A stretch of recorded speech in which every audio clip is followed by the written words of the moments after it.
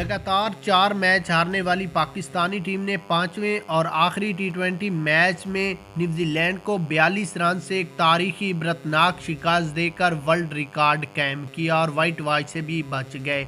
यहां पर आपको सबसे पहले पाकिस्तान टीम की बॉलिंग लाइन की मुकम्मल हाईलाइट्स, इफ्तिखार अहमद और मोहम्मद नवाज की बॉलिंग लाइन, उसके बाद मैच की हाईलाइट्स और आखिर पर आपको ये बताएंगे कि शहीन शाह अफरीदी और बाबर आजम का इंतहाई दिलचस्प, दिल दहला देने वाला इंटरव्यू जारी हुआ। उससे पहले आपने इस वीडियो को लाइक करना है, चैनल को सब्सक्राइब करना है और कमेंट सेक्शन में पांचवें मैच की जीत के बारे में अपनी राय लाजमी देनी है।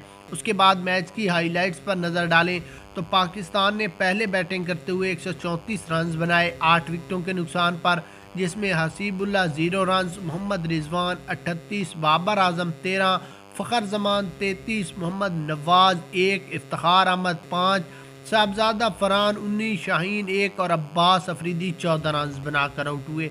जबकि न्यूजीलैंड की पूरी टीम 95 रन पर पवेलियन की रह गई। बॉलिंग लाइन की बात करें तो इफ्तिखार अहमद ने 3 खिलाड़ियों को, मोहम्मद नवाज ने 2, शहीन शाह अफरीदी, जमान खान और उसामा मीर ने एक एक विकेट हासिल की। उसके बाद शहीन शाह अफरीदी का इंटरव्यू में कहना था कि जीत और हार होती रहती है। जब हम 4 मैच हारे तो पूरा पाकिस्तान ने सिर्फ मुझे ही तनकीद का निशाना बनाया। इसमें मेरी क्या गलती थी या मेरा क्या कसूर था?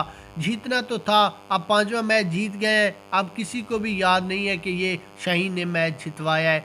लेकिन हम यही कहते हैं कि अगर बाबर कप्तान हो या मैं कप्तान हो, बस पाकिस्तान टीम को आप सपोर्ट करते रहें और पाकिस्तान मैच जीतती रहेगी। उसके बाद बाबर आजम का भी कहना था कि शाहीन कैप्टन हो या मैं कैप्टन हूँ, मेहनत करनी चाहिए सारे खिलाड़ियों को। अगर पहले मैच में भी खिलाड़ी इसी तरह परफॉर्मेंस देते तो हम ये सीरीज़ कभी भी ना हारते, हम बल्कि न्यूजीलैंड को 5 मैच में एक इबरतनाक शिकस्त देंगे। तो इस बारे में आप अपनी राय